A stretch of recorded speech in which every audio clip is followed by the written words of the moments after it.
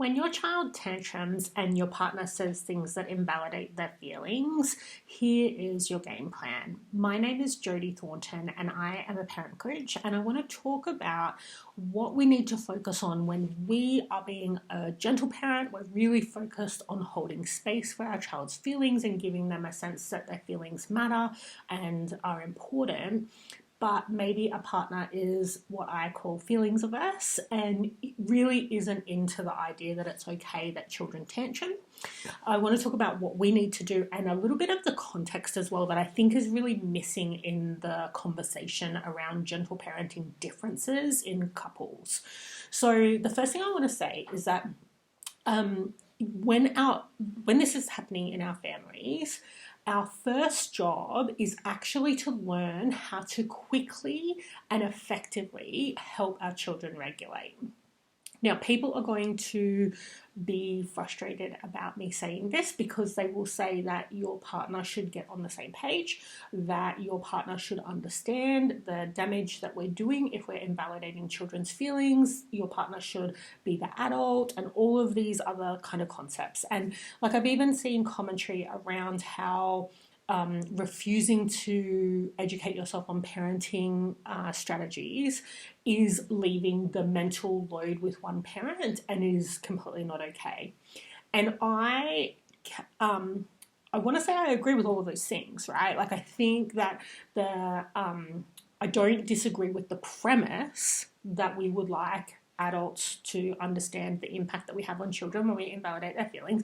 I don't disagree with the premise that in a partnership, taking the time to educate yourself on parenting strategies should be a joint activity. Even joint sounds, it's actually something that we should each be responsible for. I totally agree with that. However, there's a couple of things we want to take into account of the reality of what we're dealing with at this point in our culture and the evolution of how parenting works. So the first thing I want to say is that for those of us who are gentle parenting, we have already experienced we have noticed the pain that has caused within us of having our feelings invalidated, right? We have experienced that. Perhaps we've been to therapy about it. Perhaps we have unpacked our own childhoods. Perhaps we were just aware of that as kids. Now, someone who is feelings averse, they have not had that experience. Someone who gets to adulthood, and particularly someone who looks at their own child who's struggling with their own emotions and thinks, you know, what we need to do is make these feelings go away and not allow them to be what they are. That person has had so much emotional suppression at points in their lives, most likely their early childhood, but potentially at another stage of their life or potentially all the way through their life. That person has had such a consistent suppression of their emotions that they are now emotionally repressed. And they don't see that there's a pain from suppressing emotions. Their perspective is that engaging with your emotions and allowing your emotions will get in the way of you being successful. It will make you unhappy as a person.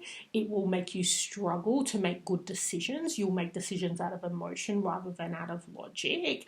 And they themselves, it is actually incredibly stressful for them to sit in feelings. Despite what it looks like, they're generally actually incredibly sensitive. It's just that they don't allow themselves to stay with the experience of their emotions, right? And because of this long-running experiences that they've had. Now, that all being said, when we look at parenting advice, so if you look at parenting books, you look at parenting articles, you look at parenting posts on social media, parenting TV shows, all of these aspects, they're all written towards the person who already knows that invalidating a child's feelings is not going to work, right? It's all written in that way. One day I promise I will get around to writing and creating content for people who are feelings averse, but at the moment I'm working with the people who already know they want to solve the problem, right? But I cannot find any articles that are written to help somebody who is in that place of feelings are not to be engaged with for myself. And also I want to teach my child not to get carried away with feelings. I want to teach my child just to focus on the facts, focus on the outcomes, behave in the way that's appropriate, right? Though I cannot find any resources written that will help somebody from that experience to gentle parenting, right? And every time I say that, I think surely someone's going to tell me that they've found something, and it hasn't happened yet, right? And I'm not saying that there's nothing. I'm saying I haven't found it, and no one who's seen me say that doesn't exist has said, hey, actually, there's this whole set of resources, right?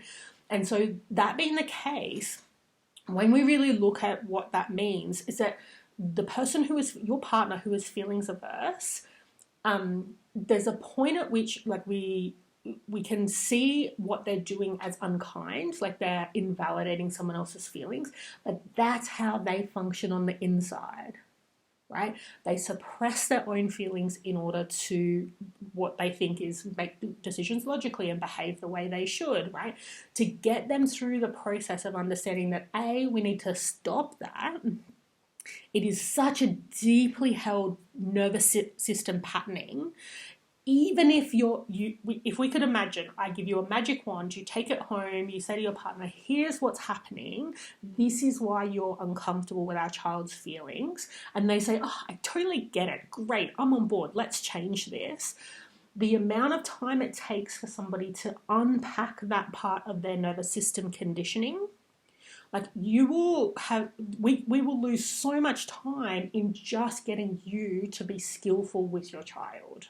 Right? And as I say, at this moment, I haven't found a magic wand. Now I can, if you have a partner who is on board in theory, by all means send them my way. I'm very good at helping people who are in that space.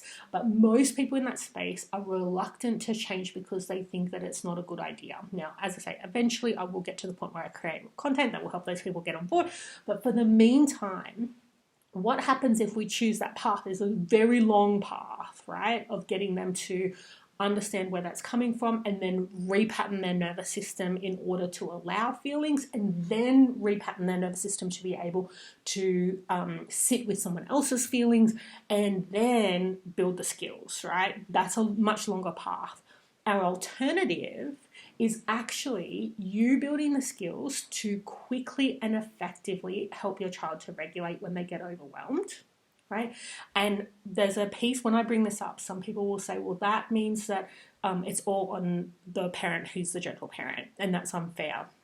And I can appreciate that, but the perspective I come from is that, like, I didn't learn this stuff until I think I was learning it when I was on my third child, right? So I have two stepchildren, a third baby that we had together, and before my youngest was born. But I would have been doing this if I had learned it before I became a parent in the first place. This is not a burden, right, to take on as part of like a mental load thing. This is about me building the skills to parent in line with my values, which I want to do regardless of what my partner is or isn't doing, right? And all the clients I work with, once we see it from that perspective, it's like, yes, they also want to be parenting in alignment with their values regardless of what their partner is or isn't doing. Right?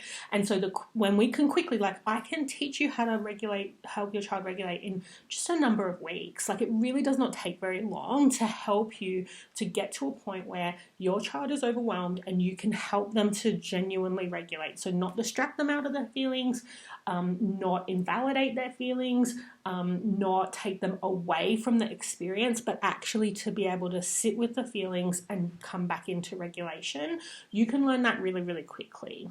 Right? So that's our first thing, is if you can learn to quickly help your child regulate, that means that when you and your partner are together, you're helping your child to regulate really quickly, reducing the amount of time that your partner is in distress, because this is why they're invalidating your child's feelings, right? They are in distress either because it's hard for them to listen to somebody else being overwhelmed, or they're in distress because it's like, this is my child, I don't want them to be in distress. And so they're acting to resolve the issue. If you know how to quickly and effectively regulate your child, that distress is so much less frequent, and therefore your partner won't have as many as much time to be saying invalidating things. So that's our first thing. A second thing is that I actually want you then to be working on helping your child to become emotionally aware so that we can deal with the feelings before they get overwhelmed. So what happens in a tantrum is your child gets some feelings coming up. They don't know what to do with the feelings. And then either that feeling is big enough to send them into a tantrum, or that feeling just kind of sits there. And then something else comes up and they don't know what to do with that, and that just sits there. And then eventually it's too much, they get overwhelmed and end up in a tantrum, right? If we can catch those feelings before they get overwhelmed and actually learn to solve the root cause, so figure out what is driving those feelings and resolve it, then we actually don't get in the tantrum in the first place. And again, I get sometimes feedback from people saying, well, that's so much work to avoid my partner not causing issues. But actually, we want our children to be regulated, right? We want our children, and again, you would have been doing this. This would be your natural way of parenting if you had been raised in a healthy culture. Right? If we had been raised in a culture that understood how feelings works, understood how childhood development works, you would just be parenting this way, right? And whether we need to learn it through actively learning the skills now as parents, or whether we would have learned the skills through observing everyone else in our village just displaying those skills, either way, it's part of life to become a healthy adult in a village. So whether you're parenting directly or you're just an adult in the village, it's part of a normal human life to learn how to help a child through their feelings, right? And so if we focus less on, well, should we have to do things like this, and more on, well, this is what my child needs, and this is part of becoming a mature adult in a village, whether I'm a parent directly or not, it's part of becoming an adult is learning how to help a younger person and also any other people to handle their overwhelm, right? And so that being the case, why do we want to wait for your partner who, even if they decide they're going to come along, it's going to take them a lot longer? We just want you to be doing it, right? Help your child learn. And even so, depending on how old your child is, the more capacity they have to be able to manage their own, be aware of their own feelings, and then maybe get help from you or maybe take action themselves. But even very small children can learn to notice the feeling is coming up and ask for help rather than go into overwhelm. Now, the side benefit we get from this is once your child knows how to be aware of their feelings and they start talking about their feelings in relation to the root need, it becomes much easier for a feelings averse person to participate in a healthy way, because if a child says, I feel like, I'm just trying to think of a really good example. I need to be able to finish my Lego without anyone interrupting because I want it to be like I want it to be like the way I want to make it, right?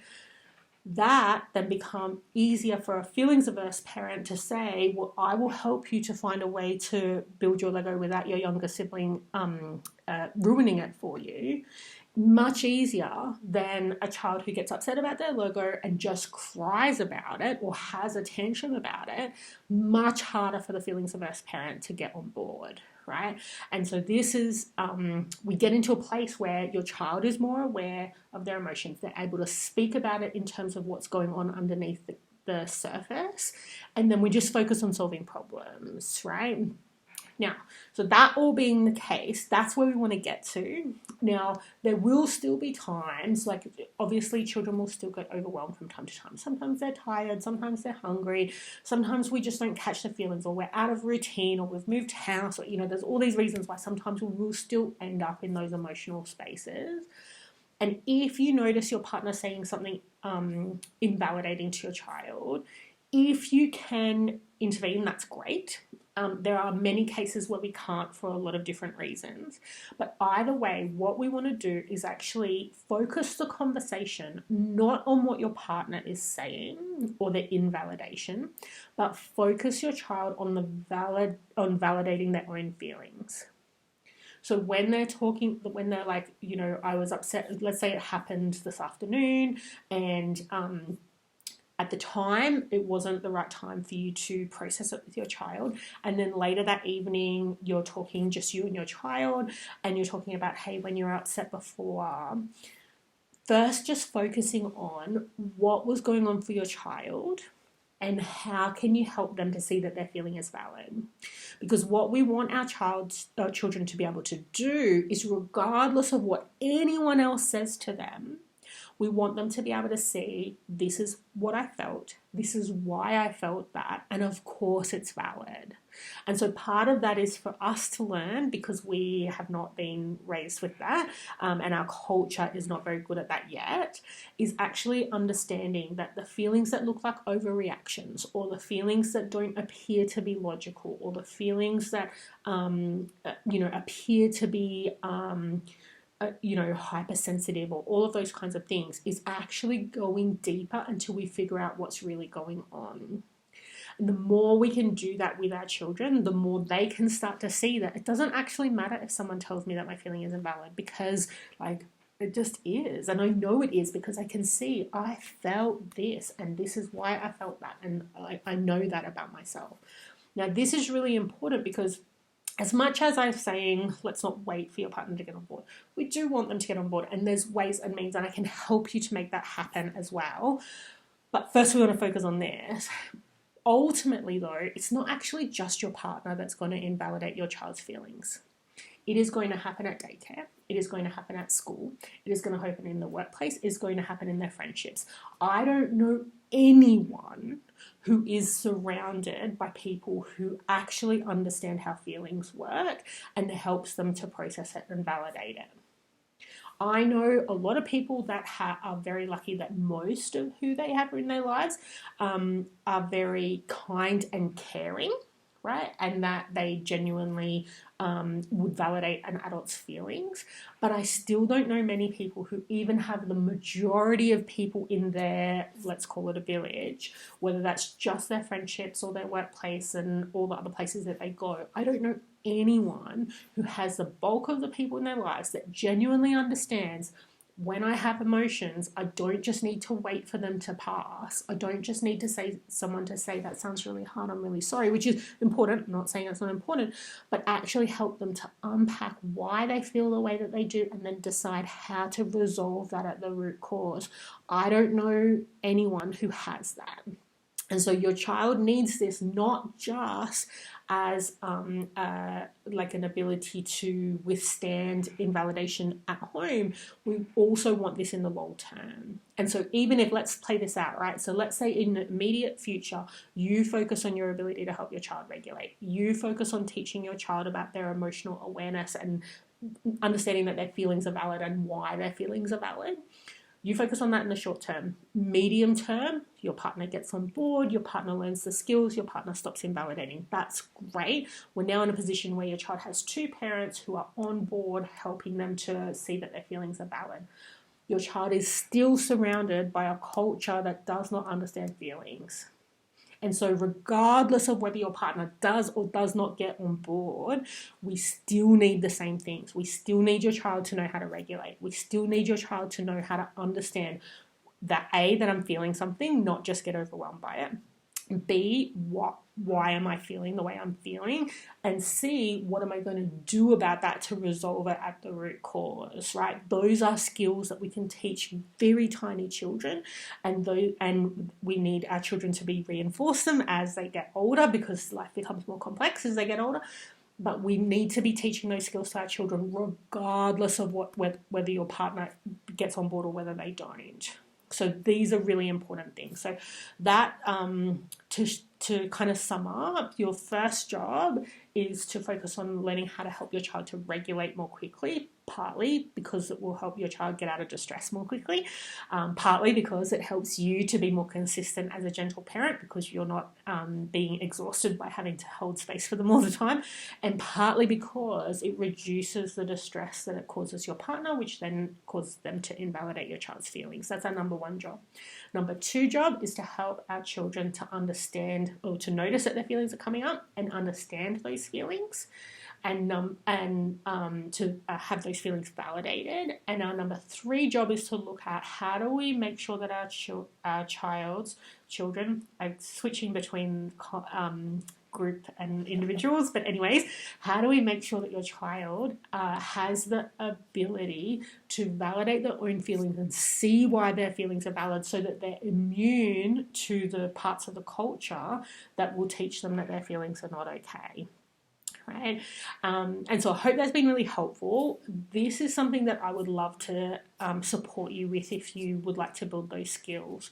So if we're looking at just helping your child to regulate, depending on the situation, I can usually help you to do that with between 1 and 4 sessions. So we're looking at most a month before you can start to see that your child's tantrums are consistently getting shorter, less intense, and less frequent. And so it's not a straight line, but we definitely are getting a trajectory where your child is tantruming less often, it doesn't go for as long, and it's not as intense.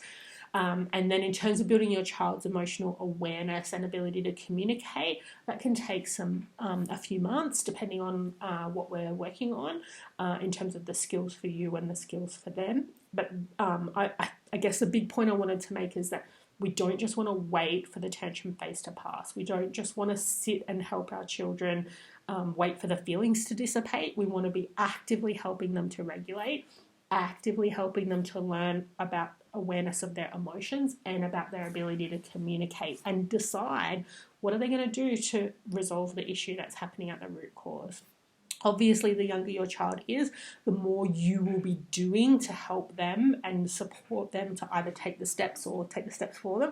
And the older your child is, the more we want them to be doing that independently, so that when they're at school or when they're with the other parent and you're not there, that they can do these things independently. If you'd like my support to build these skills, you can book a free call at jodithornton.com/call, CALL, and we can just book a free time just to chat about what is happening when your child is upset. When did it start? How are things going? And I can talk you through which of the skills we need to focus on so that you can help them regulate and then help them build those emotional awareness and communication skills. I hope this has been really helpful, and please, I want to hear from you if you have any questions. I also want to hear from you if there's anything that you really disagree with. Partly, I want to know if I've missed anything in the explanation. Partly, I want to know if I've explained it in a way that doesn't make sense. And I really want to hear. So this is a topic that is really important for a lot of people. And so I really want to hear if this has helped or hasn't helped you. I would really like to hear either way. Feel free to get in touch, and I'd love to talk about it.